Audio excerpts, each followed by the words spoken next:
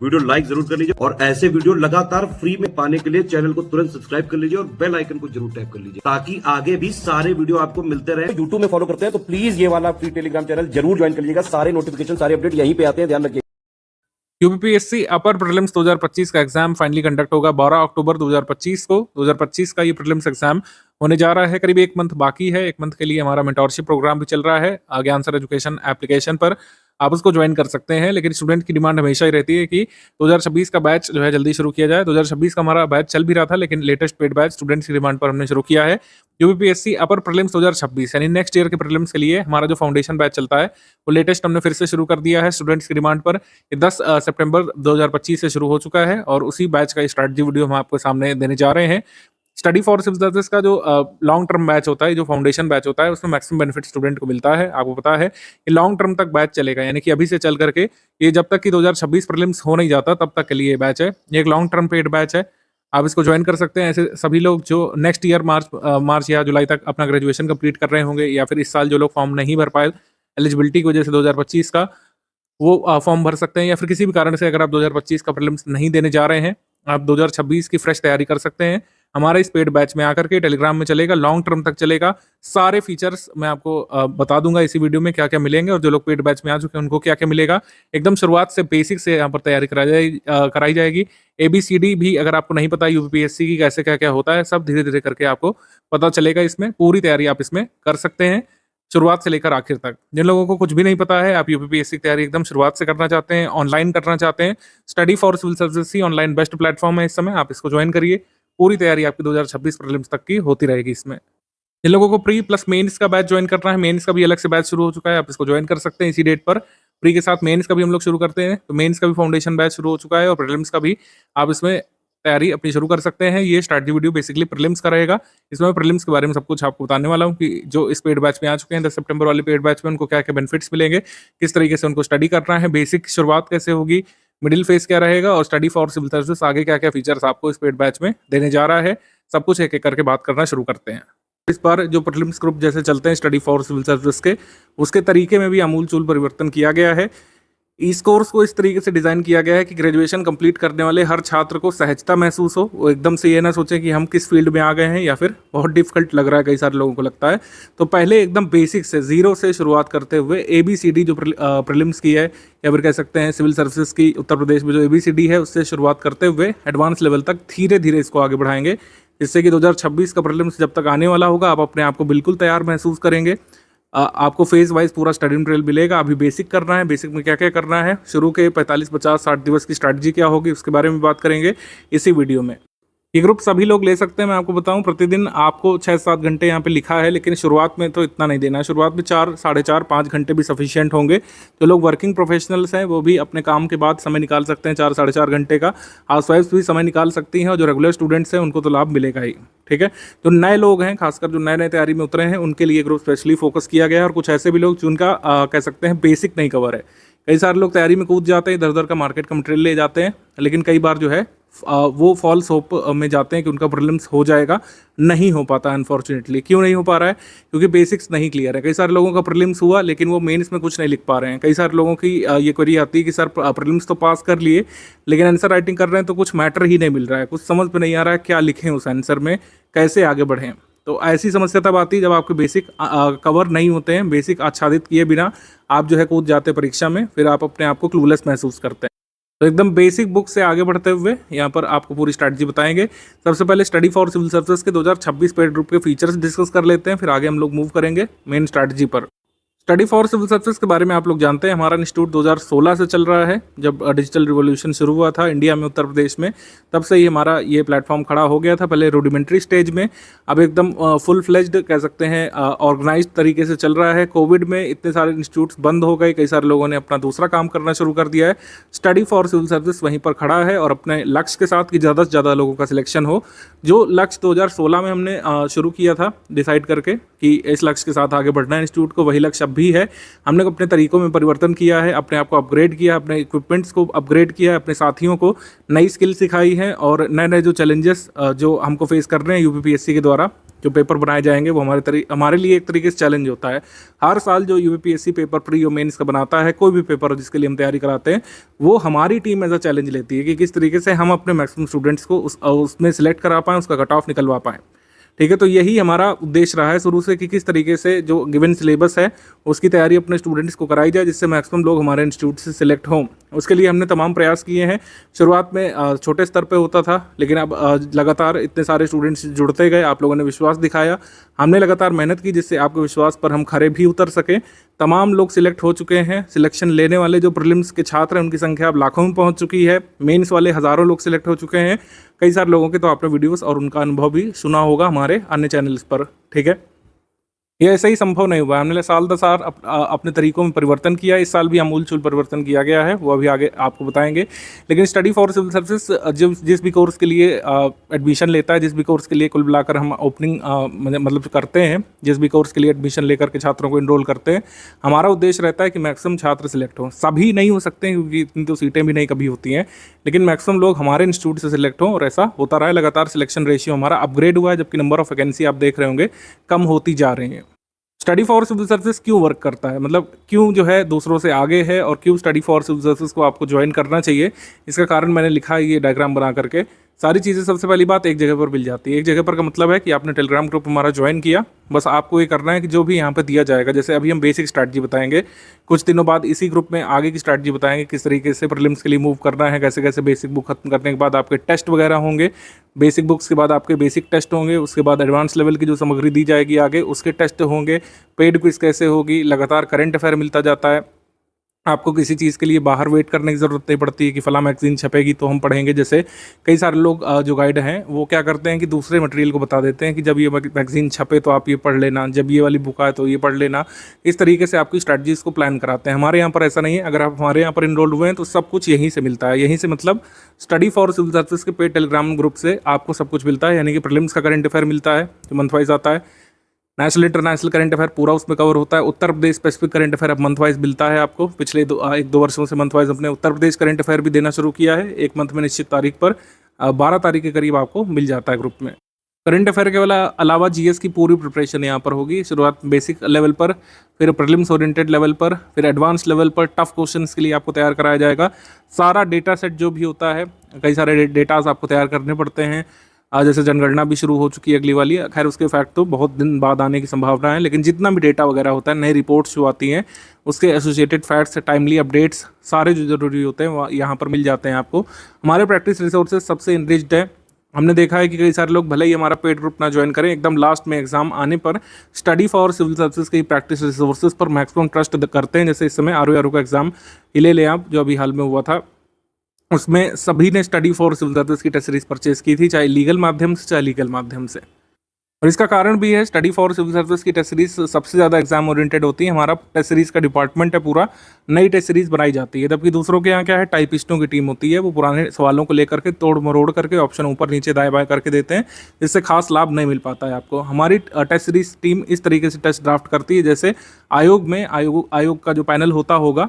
अब ये प्रक्रिया तो ट्रांसपेरेंट है नहीं जो हम बता पाएँ, लेकिन आयोग जिस तरीके से अपना काम करता होगा हमारे हिसाब से, जो एग्जामिनर्स का पैनल होगा वो अपने अपने क्वेश्चन ड्राफ्ट करते होंगे, वैसे ही हमारा टेस्ट सीरीज डिपार्टमेंट नए क्वेश्चन ड्राफ्ट करता है हमेशा ही। ठीक है, जिससे मैक्सिमम बेनिफिट आपको मिलता है। सबसे जो ज़रूरी टॉपिक्स होते हैं उसकी प्रैक्टिस हम इतनी बार करा देते हैं कि उससे जो क्वेश्चन पूछे जाते हैं प्रीलिम्स में आप कर ले जाते हैं और आपका कट ऑफ निकल जाता है। और सबसे ज़रूरी चीज़ है कमिटमेंट। हमारा सपोर्ट लॉन्ग टर्म के लिए होता है। जैसे ये ग्रुप अभी हम शुरू कर रहे हैं, पहला ग्रुप 2026 का, आप देखेंगे कि 12 महीने, 16 महीने, 17 महीने बाद भी हमारी वही एनर्जी रहेगी, वही हमारा कमिटमेंट रहता है। बार बार आपसे फ़ी चार्ज नहीं की जाती है। अगर एग्ज़ाम 1-2 महीने टल भी जाता है, जैसे एग्ज़ाम ये टला है 2025 वाला, पहले जल्दी होना था लेकिन अब ये टल गया है, ऐसे ही कई बार एग्ज़ाम टल जाते हैं 2-3 मंथ के लिए, तो हम अपना सपोर्ट जारी रखते हैं हमेशा ही। जहाँ तक फिजिबल होता है study for civil service team अपना सपोर्ट मेंटेन करती है।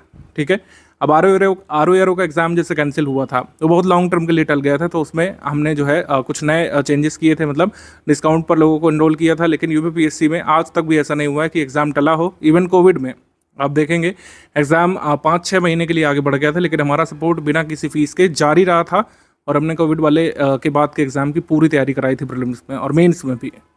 तो हमारा सपोर्ट लॉन्ग टर्म तक रहता है। जो हमारा कमिटमेंट फीस लेने के दिन है वही हमारा 16 महीने बाद 17 महीने बाद भी रहता है।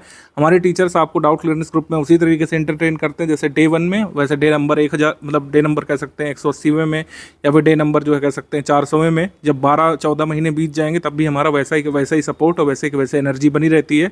आपकी एनर्जी भले ही डाउन हो जाए, आप भले ही अपने लक्ष्य से इधर उधर दाएं बाएं हो जाए, लेकिन हमारा सपोर्ट हमेशा बना रहता है। हमारे टीचर्स आपको डाउट बताएंगे, हमारा करंट अफेयर रेगुलर बेसिस पर आएगा। आपके टेलीग्राम ग्रुप में जो भी नए अपडेट्स होंगे, जो भी नया स्टडी मटेरियल होगा, वो टाइमली अपडेट किया जाता रहेगा। ठीक है, consistent support through out your journey बना रहता है। आपकी यात्रा में हम हमेशा साथ दिखेंगे आपको। आप भले ही यात्रा से इधर उधर हो जाएं, आप भले ही जो है पढ़ाई छोड़ दें कि कुछ और करने लगे, जब तक हमारा कमिटमेंट होता है जिस भी कोर्स के लिए, वो हमारा कोर्स चलता रहता है लगातार। ठीक है, तो इसी तरीके से 2016 से हम लोग चला रहे हैं। साल दर साल जो एग्ज़ाम की डिमांड होती है उसको पूरा करने के लिए minor changes here and there पूरे कोर्स में किए जाते हैं, लेकिन हमारा मॉडल वही है कि कमिटमेंट रहेगा। जो भी कमिटमेंट किया गया है उसको पूरा किया जाएगा और पूरा प्रयास हमारी टीम करेगी कि आपका कट ऑफ निकले। अगर आप पढ़ेंगे, हमारा पढ़ाया हुआ एग्ज़ाम में आता है, आपका कट ऑफ ज़रूर निकलेगा।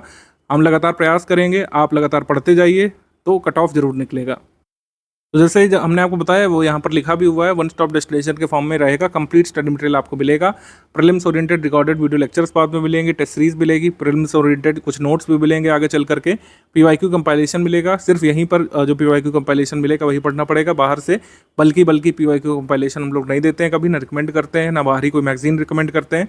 मंथली करंट अफेयर आपको मिल जाता है। कैसे कैसे मिलेगा अभी बता रहे हैं। मंथली लाइव डिस्कशन ये फीचर है, ये हमने 2025 से शुरू किया था। मंथली लाइव डिस्कशन में क्या होता है कि 2026 के अगर आप फुल पेड ग्रुप में हैं तो आपके डाउट क्लियरेंस वाले ग्रुप में एक अप्रोप्रिएट टाइम पर, जनरली 40 दिन या 35 दिन के अंतराल में, हम लोग एक लाइव डिस्कशन सेशन करते हैं। वो ऑडियो के माध्यम से होता है।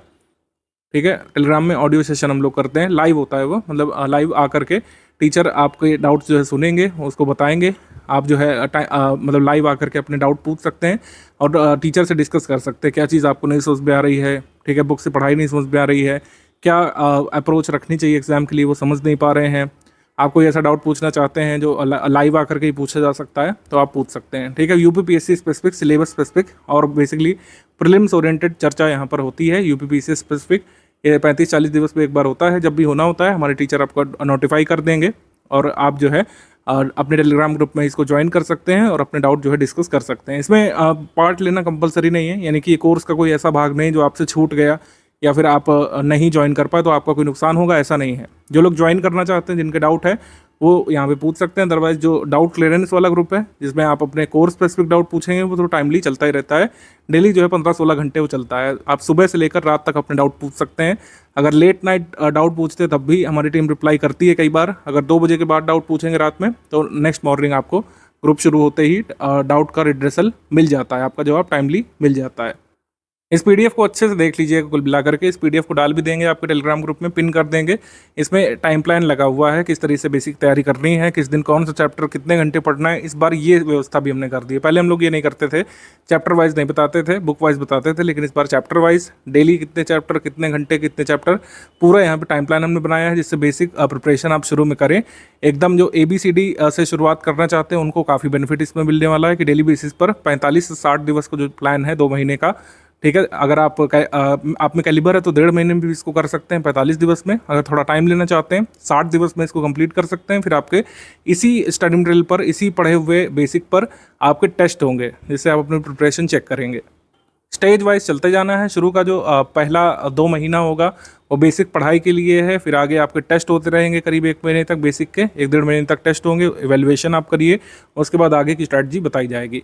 अभी बेसिक का ही हम बताएंगे। ओवरऑल आपको आइडिया हमने दे दिया है कि पहले जैसे बेसिक होगा, फिर प्रीलिम्स ओरिएंटेड मटेरियल होगा, फिर पीवाईक्यू कंपाइलेशन मिलेगा और रिकॉर्डेड वीडियो लेक्चर मिलेंगे।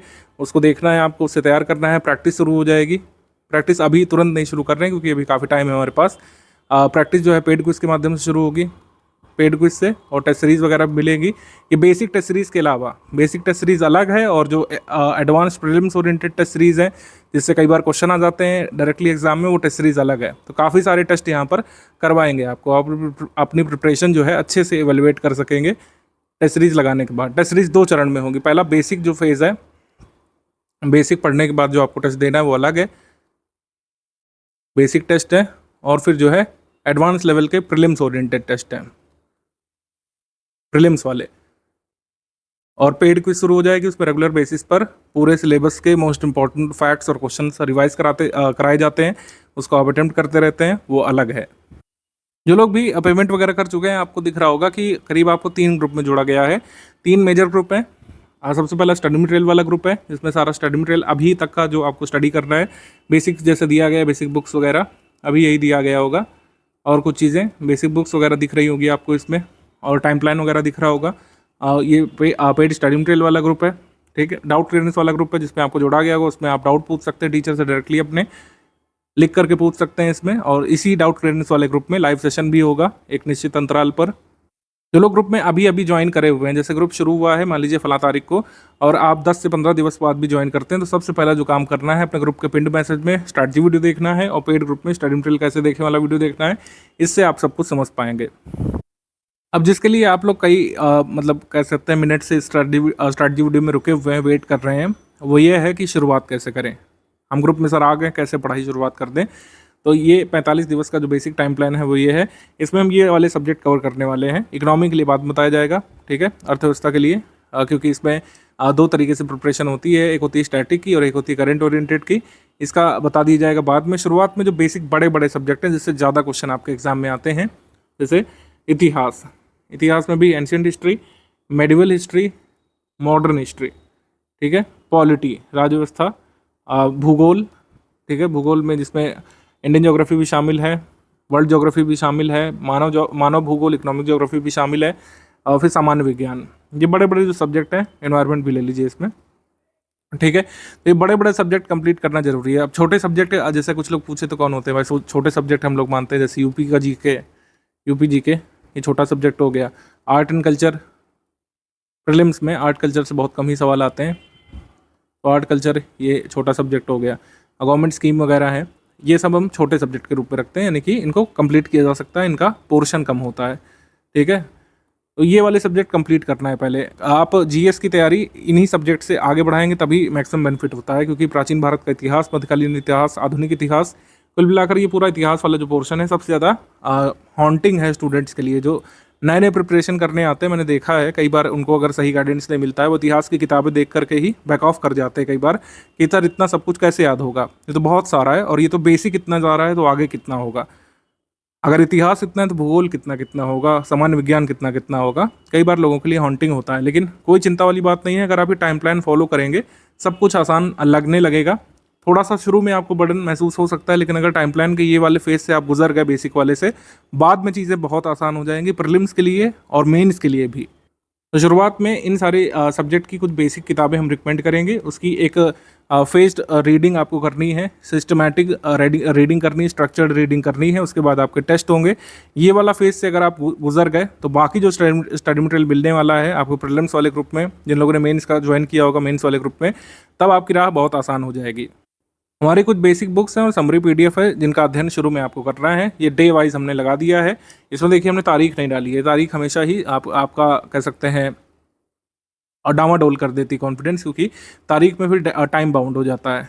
इसमें हमने तारीख नहीं डाली, इसमें डे डाला है। किसी भी दिन से आप शुरू कर सकते हैं। हमारा ग्रुप शुरू हुआ है आज, और हो सकता है आप 10-15 दिवस बाद ज्वाइन करें, तब आपके लिए डे 1 उस तारीख से शुरू होगा जिस तारीख से आप टाइम प्लान फॉलो करना शुरू करेंगे।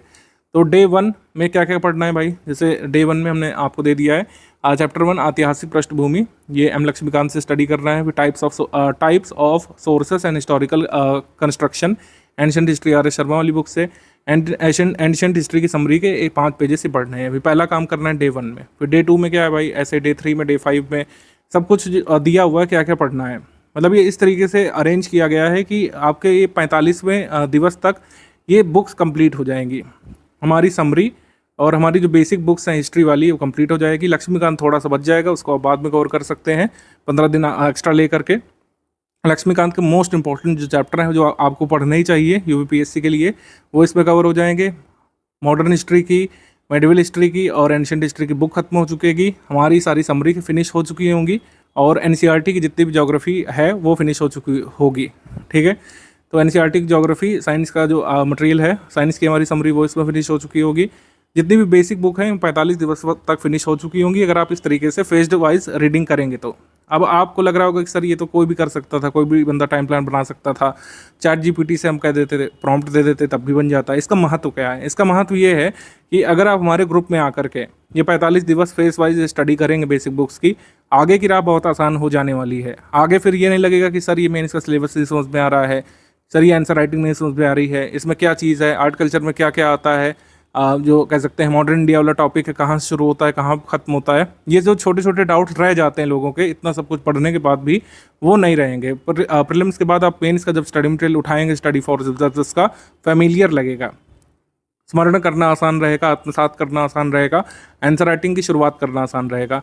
और सिर्फ इतना ही नहीं है कि टाइम प्लान बन गया है, 45 से 60 दिवस तक ये फॉलो करने के बाद आपके बेसिक टेस्ट भी होंगे, बेसिक टेस्ट होंगे, जिससे आप ये कंफर्म कर पाएंगे कि जो आपने 45 दिवस दिए वो कितने फ्रूटफुल रहे, आप क्वेश्चन कर पा रहे हैं कि नहीं। क्योंकि जो टेस्ट होंगे बेसिक वाले इसी स्टडी मटेरियल पर आधारित रहेंगे।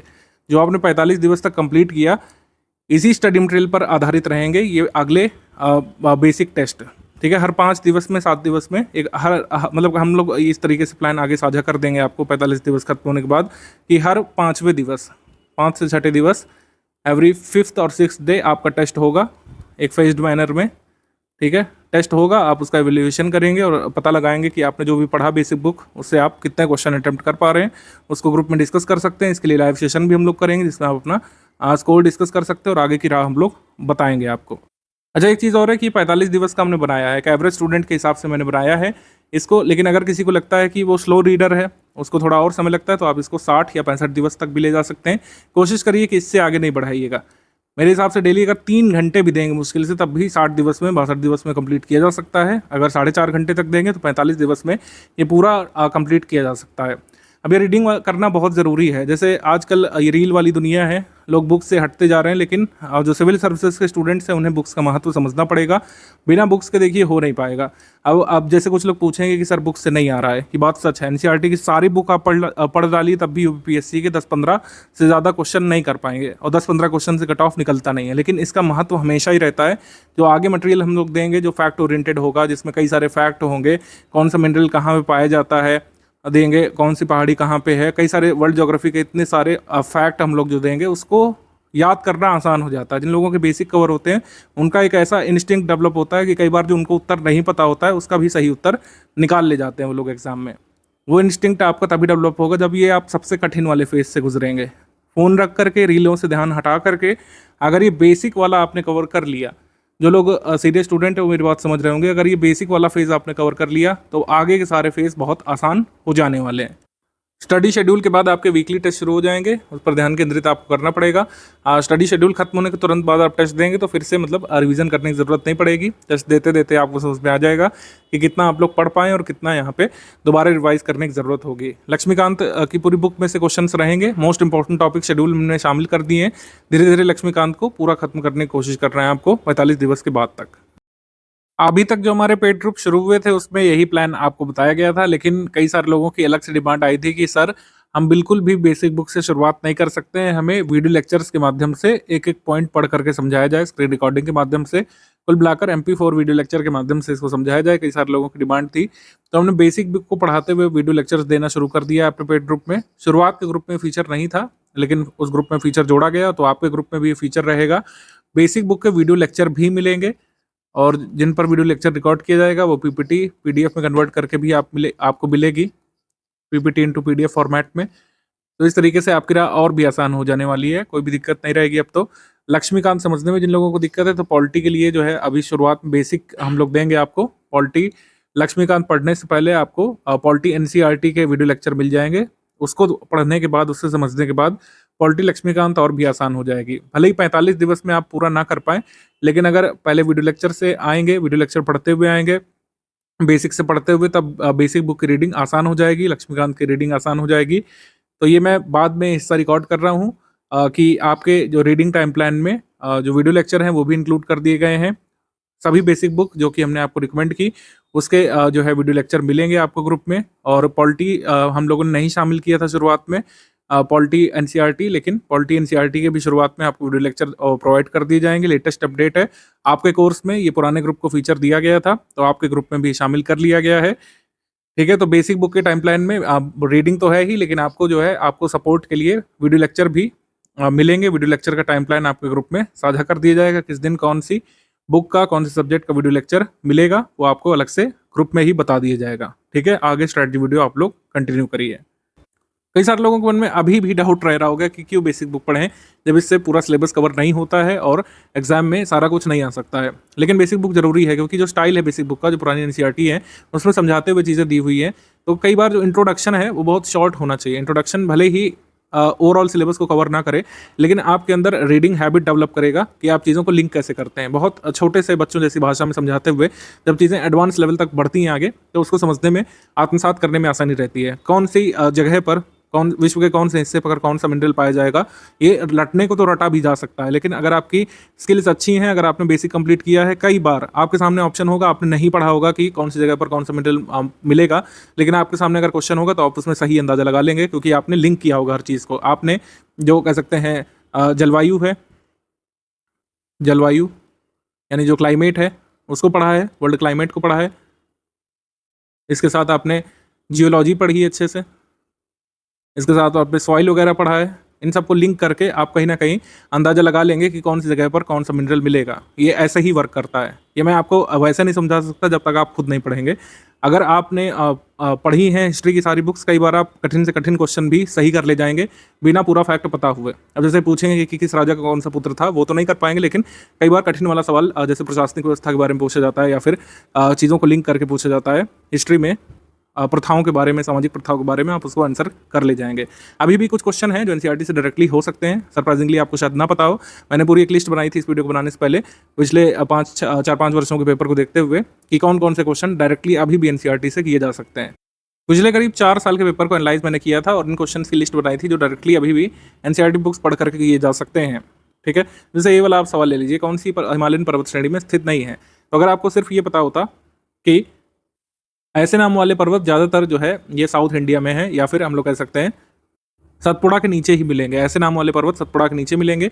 हमसे पूछा है हिमालयन पर्वत श्रृंखला श्रेणी में कौन कौन शामिल हैं। तो अगर आपने ये 2 एलिमिनेट कर लिए तो ये 2 आंसर आप कर सकते थे, इसका आंसर डी वाला आप निकाल सकते थे।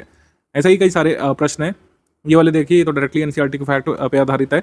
पहला वाला, भारत छठा सबसे बड़ा देश है, कितना एरिया कवर करता है, पूरी तरीके से ट्रॉपिक जोन में आता है कि नहीं आता है। ये वाले क्वेश्चन डायरेक्टली एनसीईआरटी से किए जा सकते थे। ये वाला रक्त में ब्लू बेबी सिंड्रोम किससे होता है, या डायरेक्टली गिवन है। विटामिन वाला जो केमिस्ट्री में जो कह सकते हैं हम पढ़ते हैं, विटामिन वाले में साफ साफ दिया हुआ एनसीईआरटी में कि ह्यूमन बॉडी सारे विटामिन को सिंथेसाइज नहीं कर पाती, हमको कुछ स्पेसिफिक फूड कंज्यूम करने होते हैं अपनी डाइट में, जिससे हमारे गट में यानी हमारी आंतों में जो बैक्टीरिया होते हैं वो विटामिन सिंथेसाइज करते हैं। ठीक है, तो इस कंसेप्चुअल क्वेश्चन को कर सकते थे आप। ऐसे ही जलवायु वगैरह वाला चैप्टर अगर आपने पढ़ा हो, और रिन्यूएबल एनर्जी रिसोर्सेज वाला चैप्टर पढ़ा हो, तो इन वाले क्वेश्चन को कर सकते थे। ठीक है, अगर आपने थोड़ा बहुत जो कृषि वाला चीज़ें कंप्लीट की हैं तो ये अंदाज़ा लगा सकते थे कि कौन सी क्रॉप कहाँ पे देखने को मिलेगी।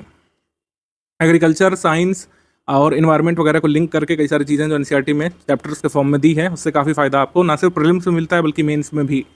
ये क्वेश्चन आप कर सकते थे। ये मुगल साम्राज्य मूल रूप से सैनिक राज्य था, ये अवधारणा दी है एनसीईआरटी में। ठीक है, क्योंकि मुगल जो है थियोक्रेसी पर आधारित राज्य नहीं था। मुगल कह सकते हैं administration what not based on theocracy. ठीक है, राज धर्म पर आधारित नहीं था, सैनिक राज्य था, और मनसबदारी सिस्टम के हिसाब से यहाँ पे सैनिकों को नियुक्त किया जाता था। Asiatic Society of Bengal directly दिया है। आज भी कई सारी चीज़ें डायरेक्टली दी हैं एनसीईआरटी में जो पूछी जाती हैं। Various components of ecosystem are independent, यहाँ पे नॉट दिया हुआ है तो ये असर्शन रॉन्ग हो जा रहा है हमारा। ये पिछले 4-5 वर्षों के पेपर से मैंने निकाला। यूट्रोफिकेशन दिया है और बायोजियोकेमिकल साइकिल भी दी है।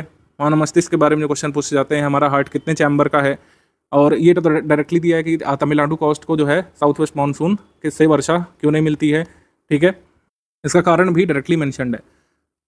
इसके बाद जो है ये वाला है आइलेट्स ऑफ बीटा सेल्स से, मतलब beta cells of islets of Langerhans से पैंक्रियास में कौन सा हार्मोन सेक्रेट होता है, इंसुलिन। इसकी कमी से क्या हो जाता है वो भी हमको पता है। ग्रोथ, पॉपुलेशन और डेवलपमेंट कैसे आपस में लिंक्ड है, ये उदाहरण एनसीईआरटी से आप बना सकते हैं। प्राकृतिक रेशम में कौन सा कंपोनेंट आपको देखने को मिलेगा। कोरिलेस फोर्स की अवधारणा दी है एनसीईआरटी ज्योग्राफी में। ये 2024 वाले कुछ क्वेश्चन हैं जिसमें इस तरीके से आंसर किया जारी करता था निशान लगा करके। तो हिमालय अभी भी ऊंचा क्यों हो रहा है, ये 9th क्लास की ज्योग्राफी के चैप्टर में गिवन है। टेक्टोनिक प्लेट्स अभी भी टकरा रही हैं। ठीक है, इंडियन टेक्टोनिक प्लेट अभी भी कोलाइड कर रही है यूरेशियन से, तभी हिमालय अभी भी ऊंचा हो रहा है। 2019 में हिमालय की नपाई हुई थी, थोड़ा सा सेंटीमीटर बढ़ा हिमालय का। टर्किश इन्वेजन सक्सेसफुल क्यों हुआ था, इसकी अवधारणा गिवन है, ठीक है, मेडिवल हिस्ट्री में, सतीश चंद्रावली में। और किस तरीके से आपके कह सकते हैं 12th की ह्यूमन ज्योग्राफी वाली एनसीईआरटी में ये अवधारणा समझाई गई है सस्टेनेबल डेवलपमेंट की, ब्रेटलैंड रिपोर्ट की। लिमिट टू ग्रोथ जो है ये क्लब ऑफ रोम का है, इसके बारे में मेंशन्ड है। तो कुछ ऐसा नहीं कि बिल्कुल भी क्वेश्चन एनसीईआरटी से नहीं आ रहे हैं, लेकिन इतने सब्सटेंशियल नहीं कि पूरा कट ऑफ निकल जाए। लेकिन बेसिक अगर आप कवर करते हैं तो इन क्वेश्चंस का लाभ तो मिलता ही है। मेंस का जब आप पढ़ने जाते हैं तो काफ़ी फायदा उससे मिलता है मेंस के मैटर को समझने के लिए, क्योंकि मेंस का मैटर किसी भी जगह से आप पढ़ें, चाहे आप हमारे यहाँ से पढ़ें चाहे कहीं से भी, मेंस के मैटर में बेसिक से नहीं पढ़ाया जाता। मेंस के मैटर में सिलेबस के हिसाब से पढ़ाया जाता है, जो सिलेबस में है उसको एक्सपैंड किया जाता है, जिससे आंसर राइटिंग में आपके लिए हेल्प मिले, आंसर राइटिंग में आप उन कह सकते हैं पॉइंट्स को यूज़ कर पाएँ। ह्यूमन डेवलपमेंट इंडेक्स में कौन कौन से पैरामीटर्स होते हैं, इंडिया की लेटेस्ट रैंक क्या है, ये करंट अफेयर में कवर होता है। अभी उन्हें कवर कराई है मई मंथ वाले में, मई 2025 में लेटेस्ट रैंक जो आई है इंडिया की, वो पता होना चाहिए आपको। अगर पता है तो कमेंट करके बताइए इस वीडियो के नीचे आप लोग। माल्थस की थ्योरी जो है ये गिवन है एनसीईआरटी में डिटेल में। ऐसे ट्रेन का भी पूरा कंसेप्ट समझाया गया है, और ये अवध का जो एनेक्सेशन किया गया था उसके बारे में भी कहानी मेंशन्ड है। तो ऐसा नहीं है कि बिल्कुल भी क्वेश्चंस नहीं आ रहे, इतने तो मैंने ही गिना दिए, जबकि ओवरऑल देखा है। अभी थोड़ा डेप्थ तक देखा जाए तब और भी मिल जाएंगे, मतलब 15 क्वेश्चन तो 150 में से मिल ही जाते हैं आज भी एनसीईआरटी से। ये लाभ है, और दूसरा लाभ तो मैंने बता ही दिया, ओवरऑल अंडरस्टैंडिंग बनती है। जो कठिन वाले कई बार फैक्ट जो पूछे जाते हैं उसको तैयार करने में कहीं ना कहीं इनडायरेक्टली एनसीईआरटीज हेल्प करती हैं। यूपीपीएससी में कितने टॉपिक से कितने क्वेश्चन बनते हैं, कौन कौन से टॉपिक जरूरी होते हैं, उस टॉपिक से कितने क्वेश्चन आते हैं, इसका आइडिया शुरू से होना चाहिए। इसके लिए हम चार्ट देते हैं आपको स्ट्रैटेजी पीडीएफ में। ये शुरू से ही भान होना चाहिए कौन सब्जेक्ट सबसे ज़रूरी वाले हैं। जैसे हिस्ट्री ऑफ इंडिया, इसमें एंशिएंट, मेडिवल, मॉडर्न तीनों ही शामिल हैं। Ancient history, medieval history, modern history मैंने जानबूझ करके इसमें अलग अलग से आपको नहीं बताया, क्योंकि तीनों ही बहुत महत्वपूर्ण है। पहले 4-5 वर्ष पहले ऐसा कहा जाता था, और वो सत्य भी थी ये बात कि आप मॉडर्न हिस्ट्री पर फोकस करिए, एंशिएंट मेडिवल छोड़ दीजिए, या फिर बहुत मिनिमल फोकस उस पर रखिए। लेकिन ऐसा नहीं है, अब एंशिएंट से ज़्यादा क्वेश्चन हो सकते हैं पूरे पेपर में। मेडिवल से ऐसा हो सकता है ज़्यादा क्वेश्चन आ जाए, मॉडर्न से कम आ जाए। तो पूरे हिस्ट्री को कवर करना है, एटलीस्ट शुरुआत में तो पूरी हिस्ट्री पर ही फोकस करना है। जब एकदम एग्जाम नज़दीक होगा तो आगे की स्ट्रैटेजी आपको बताएंगे। 2024 वाले पेपर में जो दिसंबर में हुआ था, 26 सवाल आए थे हिस्ट्री से। 2023 में भी आइडेंटिकल रहा था, 26 आए थे। 2022 में 24 आए थे।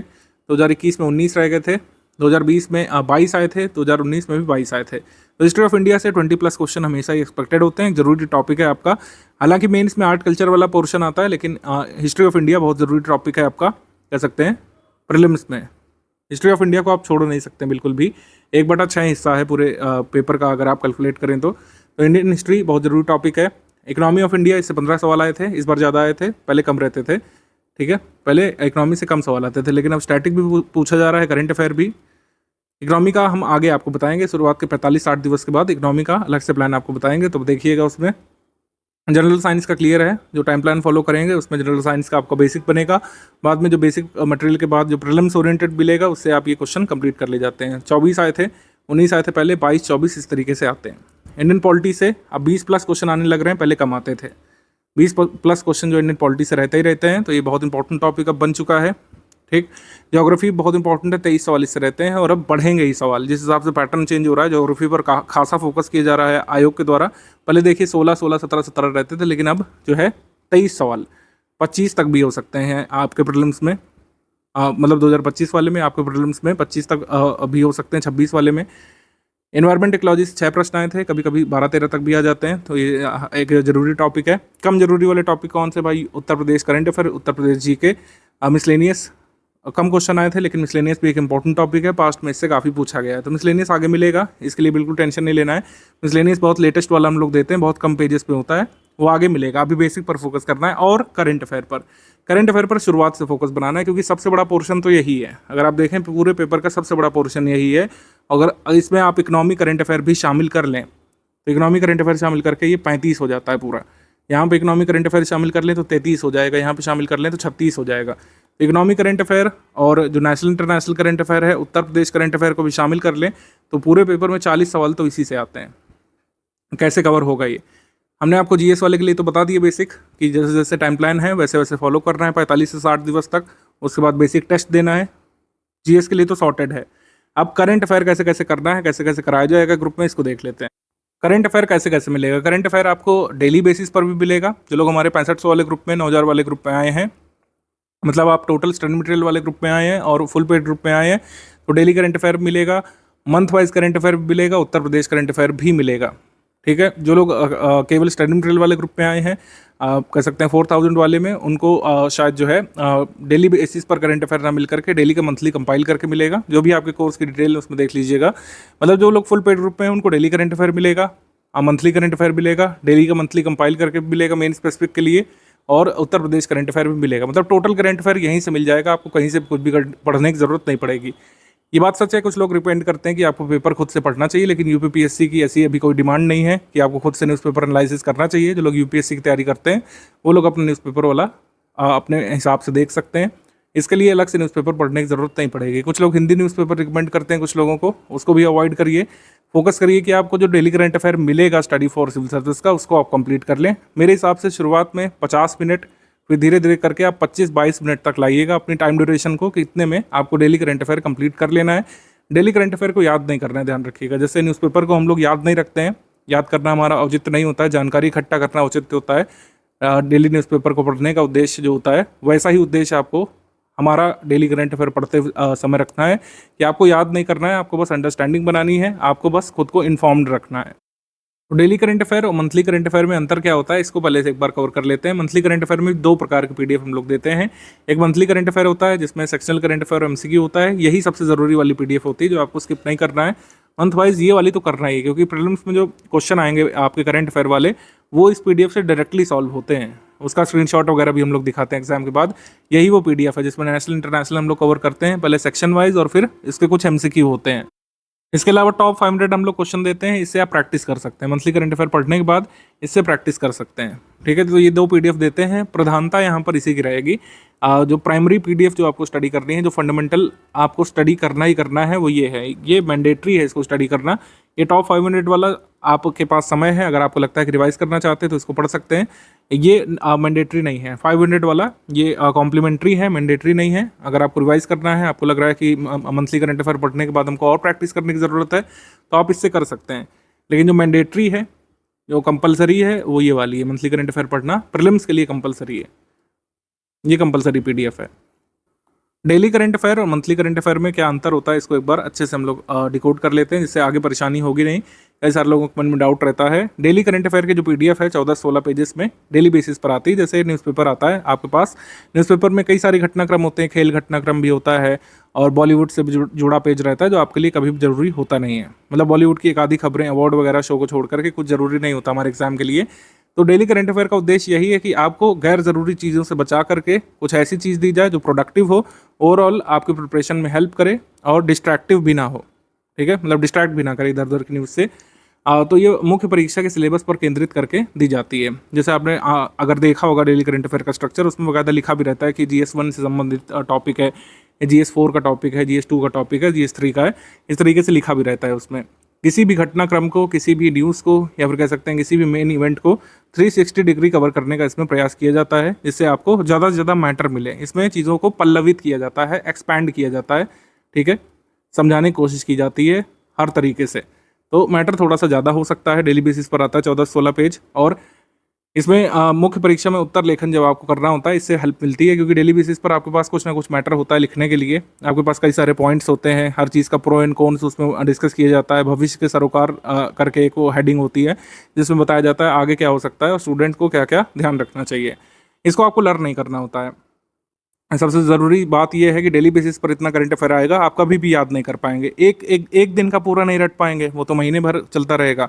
संडे को नहीं आता है डेली करंट अफेयर में, संडे ऑफ रहता है। संडे को जरूरी इवेंट होता है, तो उसको मंडे को हम लोग कवर करते हैं। संडे को करंट अफेयर नहीं आता है, ध्यान रखिएगा। तो संडे को हॉलीडे रहता है आपका।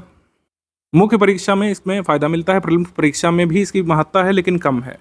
ठीक है, तो ये daily current affair mains focus ज़्यादा होता है, इसमें मेंस में ज़्यादा हेल्प मिलती है आपको, प्रीलिम्स में कम हेल्प मिलती है, और इसको लर्न नहीं करना होता है। ये मुख्य बिंदु हो गए। मंथली करंट अफेयर डिफर कैसे करता है? मंथली करंट अफेयर का स्ट्रक्चर ही बिल्कुल अलग है। आपने देखा होगा शुरुआत में कुछ टेबल्स बनी रहती है, उसमें कुछ न्यूज़ लिखी है और फिर बाद में कुछ MCQ है।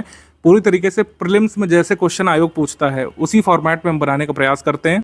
इसमें कोशिश की जाती है कि कम से कम शब्दों में पूरे मंथ का हम लोग कवर कर लें। आपने देखा होगा नंबर ऑफ पेजेस कम से कम रखने का प्रयास किया जाता है, फॉन्ट भी छोटे रखे जाते हैं, क्योंकि कहीं ना कहीं आगे जा करके आपको मल्टीपल टाइम्स इसका रिवीजन करना पड़ेगा। करंट अफेयर में प्रत्यक्ष तौर पर फायदा मिलता है। देखिए हमने लिख भी दिया, डायरेक्टली आपको फायदा मिलता है। डायरेक्टली कैसे डायरेक्टली फायदा मिलता है?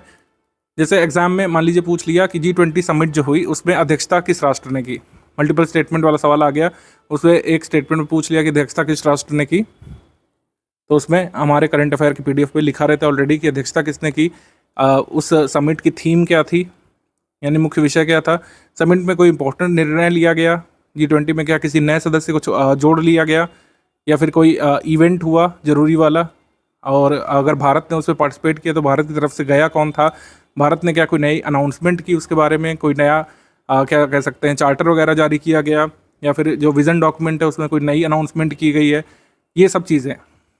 डिक्लेरेशन का नाम क्या है जो कह सकते हैं समिट में अनाउंस की गई, वो ऐसे कई सारे फैक्ट जो मेमोराइज भी करने पड़ सकते हैं डायरेक्टली। जैसे जब G20 की अध्यक्षता भारत को मिली थी तब उसमें उस साल कई सारे फैक्ट थे जो G20 के बारे में आपको मेमोराइज करने पड़े थे। इस बार जो हॉट टॉपिक है पूरे साल भर जो रहा, PM सूर्य घर मुफ्त बिजली योजना, इसके बारे में UPSC ने भी पूछा। PM सूर्य घर मुफ्त बिजली वाला सभी एग्जाम्स में लगभग पूछा। 2025 का जो पेपर होने वाला है मैं एंटिसिपेट कर रहा हूँ कि इससे भी अभी जो है आपको क्वेश्चन देखने को मिलेगा। 2025 के पेपर में प्रीलिम्स में PM सूर्य घर से एक क्वेश्चन बहुत ही एंटिसिपेट किया जा रहा है। मुझे लगता है कि कुछ ना कुछ तो जरूर पूछेंगे इसमें। तो हमने क्या किया कि PM सूर्य घर का पूरा एक वीडियो बना करके 2025 वाले ग्रुप में डाल दिया। तो मंथली करंट अफेयर में क्या होता है कि कोई भी बहुत ज़रूरी इवेंट होता है तो उसके जितने भी फैक्ट हो सकते हैं ज़रूरी वाले, जैसे नेशनल पार्क 107वां नंबर का आ गया है, तो उसके जितने भी जरूरी फैक्ट हैं उस मंथ के मंथली करंट अफेयर में डाल दिए गए हैं। जिस मंथ नया नेशनल पार्क क्रिएट हुआ, नई वाइल्ड लाइफ सेंचुरी कोई क्रिएट हुई, नई रामसर साइट जो है डिक्लेयर हुई, जैसे इस बार जून में नई रामसर साइट डिक्लेयर हुई है, तो जून मंथ के करंट अफेयर में 2025 में सारी डिटेल उस रामसर साइट के बारे में और जितना भी प्रीलिम्स से पूछा जा सकता है वो उसमें कवर करा दिया जाता है। तो मंथली करंट अफेयर कॉम्प्रिहेंसिव रखने का प्रयास किया जाता है, क्योंकि कहीं ना कहीं इसका आगे जा करके आपको रिवीजन भी करना है, कई सारे तथ्यों को याद भी करना पड़ सकता है। इसी वजह से इसको ब्रीफ रखा जाता है, इसको सक्सिनेट रखा जाता है, इसको ब्रीफ रखा जाता है, सक्सिनेट रखा जाता है, ल्यूसिड रखा जाता है। वहीं ये डेली वाले को हम लोग एक्सपैंड करने का प्रयास करते हैं। इसको कई बार वर्बोस भी लग सकता है आपको कि इसमें तो सर बहुत ज़्यादा एडिंग है, एक्चुअली उसका महत्व है। आपको 360 डिग्री किसी चीज़ के बारे में पता करना होता है तो थोड़ा सा नंबर ऑफ पेजेस बढ़ जाते हैं, लेकिन उसका कहीं ना कहीं महत्व है मेंस के लिए। तो प्रीलिम्स फोकस्ड करंट अफेयर है आपका मंथली वाला करंट अफेयर, जो मंथ वाइज आपको मिलता है। हर मंथ की 4 तारीख को हम लोग देते हैं, हर मंथ की 4 तारीख को। जैसे जून मंथ का आपको कब मिलेगा? जून मंथ को मिलेगा 4 जुलाई की रात में, और जुलाई मंथ का कब मिलेगा? 4 अगस्त की रात में। ठीक है, तो इस तरीके से मंथली करंट अफेयर मिलता जाता है। टॉप 500 MCQ हम लोग देते हैं, वो करीब 8 या 10 तारीख को आता है। वो उसी मंथ का रिवीजन होता है, मतलब उसी मंथ का आप रिवाइज कर सकते हैं 500 MCQ लगा करके। उत्तर प्रदेश करंट अफेयर ये आपको मिल जाता है हर मंथ की करीब 12 तारीख को। ठीक है, तो ये ध्यान रखिएगा, इस तरीके से करंट अफेयर मिलता रहेगा। इसी तरीके से आपको पढ़ते हुए चलना है। कोशिश करिए कि डेली का जो करंट अफेयर है वो डेली बेसिस पर निपटाएं। आप ये शेड्यूल नहीं बनाइएगा गलती से भी कि 7 दिन का एक साथ रिवाइज करेंगे, तब उसमें मज़ा नहीं आएगा, उसमें बेनिफिट कम मिलेगा। तो आपको क्लियर हो गया होगा कि डेली करंट अफेयर का क्या बेनिफिट है, मंथली करंट अफेयर का क्या बेनिफिट है, टॉप 500 MCQ का रेलिवेंस क्या है, और उत्तर प्रदेश करंट अफेयर का क्या रेलिवेंस है। उत्तर प्रदेश करंट अफेयर हर बार ऐसा देखा गया है कि कई बार GS का रेलिवेंस होता है, मतलब उत्तर प्रदेश की GK कई बार ज़्यादा पूछी जाती है, किसी साल करंट अफेयर ज़्यादा पूछा जाता है। जैसे इस साल यूपी करंट से कम सवाल आए थे, या फिर बहुत ही कम सवाल आए थे कह सकते हैं। 2025 वाले में ऐसा हो सकता है 4-5 प्रश्न आ जाए। तो एक एग्जाम में 4-5 प्रश्न अगर आप सही निकालना चाहते हैं तो उत्तर प्रदेश करंट अफेयर को लगातार फॉलो करना चाहिए मंथ वाइज। और अगर नहीं भी आता है, मान लीजिए कि आपको नहीं भी आता है सवाल प्रीलिम्स में उत्तर प्रदेश करंट अफेयर से नहीं मिलता है, तो मेंस में जो GS 5 और 6 पेपर है उसके लिए हेल्प करता है। कई सारे फैक्ट आपको इसमें मिल जाते हैं GS पेपर 5 और 6 के लिए, क्योंकि यूपी स्पेशल तो पढ़ना ही डिटेल में GS 5 और 6 में, तो उससे अभी आप अपडेटेड रहते हैं उत्तर प्रदेश करंट अफेयर से। पेड क्विज की जानकारी बाद में दी जाएगी, क्योंकि अभी बेसिक आपको कंप्लीट करना है। तुरंत ही सारी चीज़ें नहीं शुरुआत करेंगे, अदरवाइज आप लोग पैनिक मोड पे चले जाते हैं। और ये बात सही भी है कि पहले पढ़ाई फिर प्रैक्टिस, यही सही तरीका है। अभी आप जो है पढ़ाई करिए, आप डेली जो है आपको 4.5 घंटे करीब निकालने पड़ सकते हैं। सब कुछ अगर धीरे धीरे स्लोली भी अगर करेंगे तो, और अगर आप प्रो हैं तो 3 घंटे में भी हो जाएगा। अगर आप बीच बीच में ब्रेक लेते हैं, हफ्ते में ब्रेक हो जाते हैं आपके, तब भी 5 घंटे में ये टारगेट कंप्लीट किया जा सकता है। उसके बाद जो है बेसिक टेस्ट आपके होंगे, फिर इवैल्यूएशन होगा, और फिर आगे की जानकारी हम आपको देंगे कैसे कैसे क्या क्या करना है। करंट अफेयर जैसे कुछ लोग पूछेंगे किस मंथ से किस मंथ तक का करना है, तो देखिए अभी क्लैरिटी नहीं है। जिस मंथ से आपको ग्रुप में दिया जा चुका है उस मंथ से आप लोग करना शुरू कर लीजिए मंथली वाला, उसके पहले का अभी करने की ज़रूरत नहीं पड़ेगी। ठीक है, अभी काफ़ी टाइम है हमारे पास। और करंट अफेयर आइडली 1 वर्ष का तैयार किया जाता है। एग्जाम डेट से 1 साल या 13 महीने पहले तक का करंट अफेयर तैयार करना सफिशिएंट होता है। इसमें आपके 95 से 99% का सवाल कवर हो जाते हैं हमेशा ही। तो 1 साल का ही करना है, तो क्यों इतना पहले से बर्डन लें आप, क्योंकि कई सारी चीज़ें बदल जाएंगी इस साल के। अगर आप पद्मश्री पद्म विभूषण तैयार करेंगे तो ऐसा हो सकता है 2026 में बदल जाए, बिल्कुल बदलेगा। नए अवॉर्डीज आ जाएंगे, नए अवार्ड आ जाते हैं, नए इंडेक्स आ जाते हैं, तो कई सारी चीज़ें बदल जाती हैं। तो जिस मंथ से दिया जा चुका है उस मंथ से शुरू कर लीजिए आप लोग। उत्तर प्रदेश का भी मंथली और नेशनल इंटरनेशनल का भी मंथली जिस मंथ से दिया जा चुका है उस मंथ से आप लोग शुरू कर लीजिए। अल्टीमेट गोल देखिए ये है, जो प्रीलिम्स ग्रुप में आए हैं उनका अल्टीमेट गोल अपनी पीडीएफ में नाम देखना है। अपनी पीडीएफ मतलब जो रिजल्ट की पीडीएफ आएगी प्रीलिम्स के बाद, उसमें अपना नाम आपको पाना है। अल्टीमेट गोल यही है। इसी वजह से इतना पैसा, इतना धन खर्च करके, इतना जो है आपको मेहनत भी करनी है आगे काफ़ी दिन तक, तो उसका परिणाम आपको हासिल करना ही है। परिणाम क्या हासिल करना है भाई? Cut off. कट ऑफ क्या है भाई? कट ऑफ 2018 से यहाँ पे दिया हुआ है, क्योंकि 2018 के बाद से ही पैटर्न बदला है। ठीक है, 2023 में कट ऑफ कितना गया था? 2023 में 94 क्वेश्चंस पर कट ऑफ गया था। इस बार पोस्ट बहुत कम थी। 2023 वाले में अगर आप देखें पोस्ट काफ़ी कम थी, तो इस वजह से कट ऑफ गया था। 2024 में थोड़ी सी ज़्यादा है। नंबर ऑफ पोस्ट का थोड़ा सा फर्क पड़ता ही है हमेशा। एग्जीक्यूटिव पोस्ट कम होने की वजह से कट ऑफ यहाँ पर 125 मार्क्स का गया था। लेकिन अगर नॉर्मली 400, 500, 600 पोस्ट जब भी होती हैं जिस साल, उस साल इतना ही कट ऑफ जाता है। 111 मार्क्स कट ऑफ गया था 2022 वाले में, यानी 83.28 क्वेश्चन आप सही करके मेंस की टिकट पा सकते थे। 2021 में 115 कट ऑफ गया था, 86.25 क्वेश्चंस। और 2020 में कट ऑफ गया था 82.5 क्वेश्चंस। 2019 में 87.75 क्वेश्चंस और 117 कट ऑफ गया था यहाँ पे। ठीक है, 2018 में काफ़ी इजी पेपर आया था, नंबर ऑफ पोस्ट भी काफ़ी ज़्यादा थी, 126 मार्क्स कट ऑफ गया था। ठीक, ये कट ऑफ रहा है। और इससे आप क्या कह सकते हैं, डिराइव कर सकते हैं। इससे डिराइव करेंगे आप कि 82 से 95 सवाल सही करने मात्र से कट ऑफ क्लियर हो जाएगा। लेकिन कैच क्या है? निगेटिव मार्किंग है यहाँ पे। निगेटिव मार्किंग 1/3 की है। निगेटिव मार्किंग का इफेक्ट हटाने के बाद 82 से 95 सवाल अगर आप सही करते हैं तो आपका कट ऑफ निकल जाएगा। पढ़ाई करते समय टारगेट हमेशा ट्रिपल डिजिट के लिए करना है कि कम से कम 100 जो क्वेश्चंस हैं आप सही निकालें। 150 में से 100 सही क्वेश्चंस निकालने के लिए लगे रहना एग्जाम के दिन तक। बाकी एग्जाम के दिन तो डिसाइड होगा कि आप कितना तक पहुंच पा रहे हैं और क्या आइडियली कट ऑफ उस साल होना चाहिए। नेगेटिव मार्किंग का इफेक्ट हटा करके 100 क्वेश्चन यानी कि ट्रिपल डिजिट तक पहुंचना आपका उद्देश्य होगा। लेकिन धीरे धीरे पहुंचेंगे। अभी से कट ऑफ के बारे में टेंशन लेना या फिर मार्क्स वगैरह कैलकुलेट करना समझदारी नहीं है। अभी तो आप बेसिक पर हैं। जितना बेसिक मजबूत करेंगे आगे की राह उतनी आसान होती जाएगी, ये ध्यान रखिए। टॉपिक वाइज वेटेज से हमको पता चलता है कि फर्स्ट प्रायोरिटी करंट अफेयर की भी होनी चाहिए, क्योंकि करंट अफेयर में जैसे हमने आपको बताया 40 तक सवाल आ सकते हैं। उत्तर प्रदेश करंट अफेयर को मिला करके, इकोनॉमी करंट अफेयर को मिला करके। हिस्ट्री फिर सेकंड प्रायोरिटी यहाँ पे होनी चाहिए, क्योंकि हिस्ट्री ऐसा टॉपिक है जिसमें अगर आप ज़्यादा क्वेश्चन से निकालते हैं तो दूसरों से आगे निकल जाते हैं। ठीक है, जनरल साइंस थर्ड प्रायोरिटी है, फिर इंडियन पॉलिटी है, फिर जो है ज्योग्राफी है। ठीक है, ज्योग्राफी काफ़ी बड़ा टॉपिक भी है, जिसका बेसिक नहीं कवर होता तो उनको 2 सब्जेक्ट में काफ़ी दिक्कत होती है, एक हिस्ट्री ऑफ इंडिया और एक ज्योग्राफी। तो इसी वजह से इन दोनों पर काफ़ी फोकस किया गया है कि इनकी बेसिक बुक आप जरूर कंप्लीट करें टाइमली, जिससे आगे की राह आसान रहे। ये हमारा ग्रुप जो है टेलीग्राम पर चलने वाला है, कोई स्पेसिफिक वेबसाइट या पोर्टल नहीं है। टेलीग्राम पर ही ऑपरेट करने का निर्णय स्टडी फॉर सिविल सर्विस ने हमेशा से लिया था, क्योंकि सबसे स्टेबल ऐप है अभी तक का। ठीक है, व्हाट्सएप इतना स्टेबल नहीं जितना टेलीग्राम है, कोई भी मैसेजिंग ऐप उतना स्टेबल नहीं जितना कि टेलीग्राम है। उतने फीचर्स भी प्रोवाइड नहीं कराता है free of cost. Telegram free of cost version में भी काफ़ी सारे फीचर्स अवेलेबल हैं और उसका लाभ लीजिए आप लोग, जैसे लाइव सेशन का और जो PDF साइज़ का 2 GB तक का आप डेटा डाउनलोड कर सकते हैं एक फाइल में। तो काफ़ी स्टेबल ऐप है, इसमें ज़्यादा क्रैशेस इसमें नहीं होते हैं। लेकिन अब यूज़र बढ़ते जा रहे हैं तो कई बार ऐप में दिक्कतें आती हैं। उस दिक्कतों का सामना कैसे करना है और परेशान नहीं होना है, इसके बारे में भी लिख दिया है। कई बार आपका ग्रुप लोड नहीं होता है तो आप लोग जो है हमारी टीम को फ़ोन करने लगते हैं। इसको करने के बजाय ये कुछ स्टेप्स आप पहले कर लिया करिए, ट्रबल शूट कर लिया करिए। पहले इंटरनेट कनेक्शन अपना चेक करिए, एरोप्लेन मोड में डाल करके फिर जो है डेटा ऑन करिए। कई बार इससे सही हो जाता है, कई बार डिवाइस को रिस्टार्ट करने से सही हो जाता है, कई बार जो कैश मेमोरी है उसको हटाना पड़ता है, कई बार स्टोरेज बहुत ज़्यादा भर जाता है आपका टेलीग्राम में तो स्लो चलने लगता है या फिर लोड होने में देर लगाता है। तो क्या करना है, टेलीग्राम सेटिंग पे जाना है, डेटा एंड स्टोरेज सेटिंग पे जाना है। ठीक है, स्टोरेज डेटा पर जाना है, उसमें कैश मेमोरी पूरी क्लीन कर लेना है। ऐसे होगा क्या कि जो भी आप स्टोर किए होंगे अपने मोबाइल में वो हट जाएगा। आपको दोबारा डाउनलोड करने का ऑप्शन आएगा, लेकिन दोबारा डाउनलोड करने के बाद कोई दिक्कत नहीं होती है। कई बार टेलीग्राम को अनइंस्टॉल भी करना पड़ सकता है, क्योंकि कई बार बग आ जाता है उसमें। बग कैसे हटेगा? जब आप पूरा उसको हटा देंगे ऐप को और फिर उसको इंस्टॉल करेंगे। कई सारे लोग पूछते हैं कि सर क्या अनइंस्टॉल करने से पूरा हमारा डेटा चला जाएगा? ऐसा नहीं होता है। आप अनइंस्टॉल करके फिर से इंस्टॉल करिए। जिस नंबर से आपने रजिस्टर किया है हमारे टेलीग्राम ग्रुप में, उसी से फिर लॉगिन कर लीजिए, सारा डेटा वापस आ जाता है। कोशिश करें कि टेलीग्राम को प्ले स्टोर से या फिर अपने एप्पल के ऐप स्टोर से, आईपैड के ऐप स्टोर से लेटेस्ट वर्जन में अपडेट रखें, जिससे आगे कोई दिक्कत ना हो। सीसैट के लिए अभी स्टडी मटेरियल हमने नहीं दिया है। सीसैट का कंप्लीट स्टडी मटेरियल और टॉपिक वाइज जो प्रीवियस ईयर पेपर हैं वो अभी हम बाद में देंगे। जीएस के लिए भी प्रीवियस ईयर पेपर हम कुछ दिन बाद आपको साझा करेंगे, सब कुछ कंपाइल करके।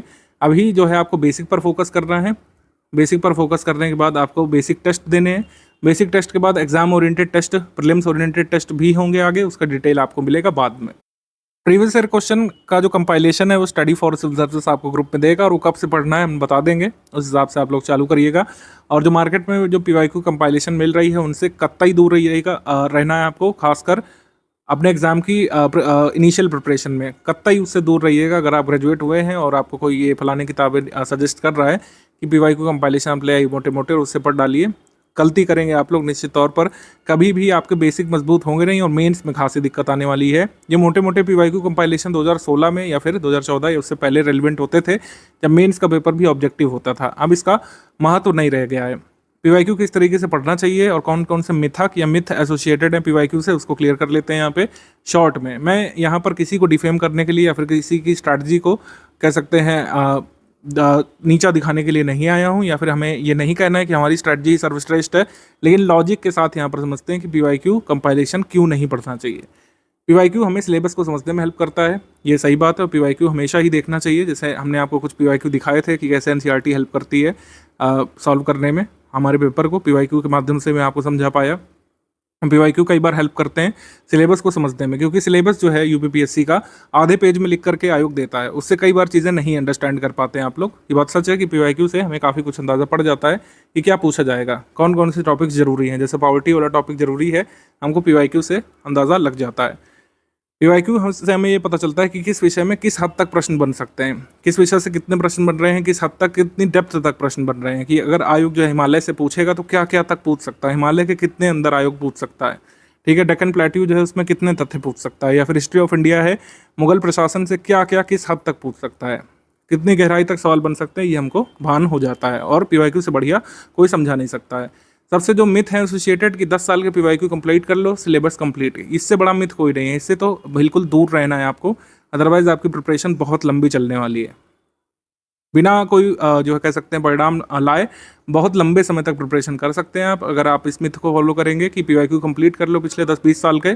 पीवाईक्यू से ये सब लाभ मिलते हैं, लेकिन पीवाईक्यू से आप कंप्लीट नहीं कर पाएंगे सिलेबस। पीवाईक्यू के सोल्यूशन और एक्सप्लेनेशन वाली जो बुक्स आती हैं उसको कंप्लीट करने से सिलेबस कंप्लीट होता है, ऐसा नहीं होता है कभी, और कभी हुआ नहीं है। पीवाईक्यू से मिलते जुलते सवाल आ जाते हैं, ये लाई ऑफ द सेंचुरी है।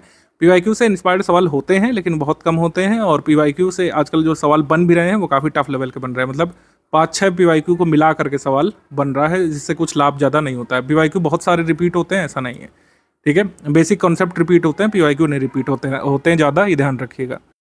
यूपीपीएससी 2026 के ग्रुप में जो लोग आए हैं तो इसका मतलब है काफ़ी आप एंथुसियास्टिक हैं एग्ज़ाम को क्लियर करने को लेकर के, कि आपने इतना लॉन्ग टर्म बैच ज्वाइन किया है। लेकिन ज़रूरी है कि कंसिस्टेंसी आपकी बनी रहे। पहले दिवस तक जो उत्साह रहता है वो डे नंबर 300 तक या डे नंबर 600 तक भी बना रहे तो अच्छा रहता है, तभी आपको लाभ मिलता है। कंसिस्टेंसी बहुत ज़रूरी है, निरंतरता बहुत ज़्यादा ज़रूरी है एग्ज़ाम क्लियर करने के लिए, यूपीपीएससी जैसे एग्ज़ाम को क्लियर करने के लिए, जिसका सिलेबस काफ़ी बड़ा है। आपको पेशेंस भी बनाए रखना पड़ेगा। कई बार लोगों की आस छूट जाती है कि अरे सर बहुत टाइम लग रहा है, ऐसा कैसे होगा, कई सारे सवाल गलत होंगे, पढ़ने के बाद भी टेस्ट सीरीज में सवाल गलत निकलेंगे। आपको पेशेंस बनाए रखना है, हार्डवर्क करते रहना है, कंसिस्टेंसी बनाए रखनी है और बिलीफ अपने ऊपर रखना है, फोकस करते हुए कि हम जो पढ़ रहे हैं सही दिशा में काम कर रहे हैं, चीज़ें सुधरेंगी धीरे धीरे। ऐसा हो सकता है कि लगातार पढ़ने के बाद भी बेसिक टेस्ट में आप कम स्कोर कर पाएँ, क्योंकि बेसिक टेस्ट हमारी टीम थोड़ा सा टफ लेवल का ही बनाती है, जिससे आप लोग कंप्लेसेंट ना हो जाएं। तो ये नहीं सोचना है कि हमारे बहुत कम नंबर आ रहे हैं। अगर आप 50, 55, 60% भी स्कोर करेंगे टेस्ट में तो इसका मतलब है कि आपकी पढ़ाई सही दिशा में रही है और उस हिसाब से आगे बढ़ते जाना है। कुछ लोग यहाँ पे सवाल करते हैं कि सर लंबे समय तक रिटेन करने के लिए हम क्या कुछ स्ट्रैटेजी अपना सकते हैं, तो मैं हमेशा कहता हूँ कि आप अपने हिसाब से स्ट्रैटेजी बनाइए। कुछ लोगों के लिए नोट मेकिंग वर्क करता है, नोट मेकिंग कुछ लोग करते हैं अपने डिजिटल डिवाइस में, आजकल नोट मेकिंग करने लग रहे हैं। तो नोट मेकिंग आप चाहें तो कर सकते हैं, चाहें तो आप जो है मल्टीपल टाइम्स रिवीजन वाला फॉर्मूला अपना सकते हैं। दोनों ही फॉर्मूला वर्क करता है। कई सारे लोगों ने बिना नोट्स बनाए अपना पूरा प्रीलिम्स क्लियर किया है मल्टीपल टाइम्स रिवीजन से, और कई सारे लोग नोट्स भी बनाते हैं, नोट्स से भी उनका काफ़ी फ़ायदा मिलता है। तो दोनों ही में से कोई मेथड आप अपना सकते हैं, दोनों के अपने अपने फ़ायदे नुकसान है। नोट मेकिंग में थोड़ा सा ज़्यादा टाइम लगता है, लेकिन ये काफ़ी इफेक्टिव तरीका है चीज़ों को लंबे समय तक रिटेन रखने का, याद रखने का। नोट मेकिंग में बस कोशिश करिए कि नोट्स आपके जो है रेलिवेंट रहें, शॉर्ट रहें। नोट्स अगर शॉर्ट नहीं कर पा रहे हैं आप, यानी कि हमारा जो मंथली करंट अफेयर का PDF है, अगर आप उसका नोट 30 पेज में बना रहे हैं तो कोई फ़ायदा नहीं, उससे अच्छा तो आप मल्टीपल टाइम्स रिवाइज ही कर लें। शॉर्ट नोट्स रखने की कोशिश करिए कि अगर आप 6 पेज में हमारे मंथली करंट अफेयर को नोट कर पा रहे हैं तो उसको नोट किया करिए आप। शॉर्ट रखिए, रिलेवेंट रखिए, और ऐसा रखिए कि आप उसको रिवाइज भी कर पाएँ। तो नोट्स जो है शॉर्ट और रिलेवेंट होने चाहिए, तभी आपको मैक्सिमम बेनिफिट मिलेगा। जैसे हिस्ट्री एक बहुत इन्फॉर्मेशन डेंस टॉपिक होता है, इसमें आपको सक्सिनेट नोट्स बनाने का प्रयास करना चाहिए। आप जरूरी नहीं कि यही चार्ट फॉलो करें जो मैं आपको दिखा रहा हूँ, आप अपने हिसाब से कोई भी मेथड अपना सकते हैं। कुछ लोग डायग्राम बनाते हैं, कुछ लोग जो है ग्राफ बनाते हैं, कुछ लोग कॉज इफेक्ट डायग्राम बनाते हैं, कुछ लोग सनरे डायग्राम इस्तेमाल करते हैं। किसी भी तरीके का आपको मेथड हो, आपके लिए वर्क करना चाहिए। जैसे हिस्ट्री में कोशिश करिए कि इस तरीके के डायग्राम बनाया करिए जिसमें ये क्लियर रहे कि पहले कौन सा इवेंट हुआ, बाद में कौन सा इवेंट हुआ। इसमें याद करने में आसानी रहती है। जो इन्फॉर्मेशन जो रिटेन रखनी एग्जाम के लिए, उसको आप ब्लॉक में लिख सकते हैं या अलग से हाईलाइट करके रख सकते हैं। डेट्स वगैरह जरूर लिखिए हिस्ट्री में बीच बीच में, जिससे क्लियर रहे कि क्या क्रोनोलॉजी चल रही है। जैसे आंग्ल मैसूर युद्ध का ये नोट्स बनाया गया है, NCERT और बेसिक बुक से बनाया गया है, मतलब NCERT बेसिक बुक और स्टैंडर्ड बुक से मैंने बनाया है और मेजर सोर्सेज की हेल्प ली है। ज़रूरी नहीं कि सारी इन्फॉर्मेशन आपके नोट्स में आ जाए, जितना आपका कह सकते हैं सोर्स मटेरियल है। जैसे NCERT से जो भी आप समझें, NCERT का आप चैप्टर पढ़िए, हड़प्पन सिविलाइजेशन से जो संबंधित है, आपके बुक में जो जो दिया हुआ है उसमें से आप नोट करिए। भले ही आपको लगे कि कुछ चीज़ें रह रही हैं, वो आगे कवर होंगी, पूरे मटेरियल में टेस्ट सीरीज से कवर होगी, कई सारे तथ्य आपको आगे मिलने वाले हैं, कोई टेंशन वाली बात नहीं है। लेकिन जितना आपको मिल रहा है, आप चाहें तो उसको नोट मेकिंग से आप तैयार करिए, चाहे मल्टीपल टाइम्स उसको रीड करके रिवाइज करके तैयार करिए। जो भी आप सिस्टम अपनाएं, यहाँ पे थोड़ा सा प्रोडक्टिव रहना चाहिए। कोशिश तो हमेशा करनी चाहिए कि कोई भी आप सामग्री पढ़ रहे हो, जैसे मैथ्स में नियम होता है कि खाली हाथ नहीं पढ़ा जाता है, पेन पेपर लेकर के पढ़ा जाता है, पेन नोटबुक लेकर के, वैसे ही GS में भी आदत बनाई करंट अफेयर में कि कुछ कुछ चीज़ें आप जरूर नोट करते जाएं। ठीक है, इससे एक अच्छी हैबिट बनती है लिखने की, और ये आंसर राइटिंग में भी हेल्प करेगी आगे चल करके। अब जैसे कोई कंसेप्ट बताया जा रहा है, दिल्ली सल्तनत का एडमिनिस्ट्रेशन आप स्टडी कर रहे हैं सतीश चंद्रा में, उसमें आप नोट कर सकते हैं कि दिल्ली सल्तनत का शासन प्रशासन कैसा चलता था, क्या हायरार्की होती थी, सल्तनत को कितने भागों में डिवाइड करते थे। पहले जैसे प्रोविंस होते थे, ठीक है, प्रोविंसेस को इक्ता कहा जाता था, इक्तादार जिसका हेड होता था, और शिक होते थे जो जिलों के समान होते थे, डिस्ट्रिक्ट के समान। शिकदार उसका हेड होता था, परगना ये आमिल इसको हेड करता था। गाँवों का समूह जो है ये 84 कई बार कहा जाता था। गाँव को जो है विलेज कहा जाता था, इसमें खुद मुकद्दम या चौधरी जो है रूल करते थे। मुगल एडमिनिस्ट्रेशन में गाँव के लिए एक विशेष टर्म भी दिया जाता था जिसको देह बोलते थे, देह या फिर डी कहा जाता था। तो ऐसे छोटे छोटे फैक्ट्स जो है आप लिख करके रख सकते हैं। मतलब ऐसी जगह रखिएगा कि आप रिवाइज भी करें, ऐसा नहीं नोट करना है कि वो कहीं खो जाए और कभी आपके काम ना आए। सारी चीज़ें नहीं नोट करिए, लेकिन कुछ कुछ चीज़ें आप नोट करिए। क्या क्या नोट करना है, जैसे कुछ लोग नहीं समझ पाते हैं कि नोट क्या करना है। नोट क्या करें सर, सारे कुछ इंपॉर्टेंट लग रहा है शुरू में, तो आप क्या काम करिए कि अभी आप मल्टीपल टाइम्स रिवीजन पर फोकस करिए। जब टेस्ट दे लेंगे, PYQ कंपाइलेशन थोड़ा सा पढ़ेंगे, तो आपको समझ में आएगा कि इस तरीके से क्या चीज़ नोट करना होता है। तो बिल्कुल भी टेंशन वाली बात नहीं है, आप लोग पढ़ाई यहाँ पे शुरू कर लीजिए। आज से आपका ग्रुप शुरू होता है। बेसिक बुक का टाइमलाइन फॉलो करना शुरू करिए। शुरुआत में थोड़ा सा बर्डनसम लग सकता है, कोशिश करें कि हर 7 दिन में एक ब्रेक भी ले सकते हैं आप। 45 दिवस का टाइम प्लान है, ये हार्ड एंड फास्ट रूल नहीं है कि इसको 45 डेज में ही कंप्लीट करना है। अगर आपको लगता है 45 डेज में नहीं हो सकता, मैंने आपको कहा कि आप 60 दिवस तक इसको ले जाइए, 65 दिवस तक आप ले जाइए, 70 दिवस तक वर्स्ट केस में आप ले जाइए, लेकिन इसको कंप्लीट करिए। इसको कंप्लीट करे बिना अगर आप आगे बढ़ना चाहते हैं तो हमेशा ही कई बार खुद को पीछे महसूस करेंगे आगे के फेजेस में। 45 दिवस ये अगर आपने गुजार लिए बेसिक बुक्स के साथ, तो आगे की प्रिपरेशन काफ़ी आसान हो जाने वाली है। डाउट क्लियरेंस वाला ग्रुप हमारा शुरू होता है। कोई भी आपका डाउट है, आप डाउट क्लियरेंस ग्रुप में पूछना शुरू कर सकते हैं।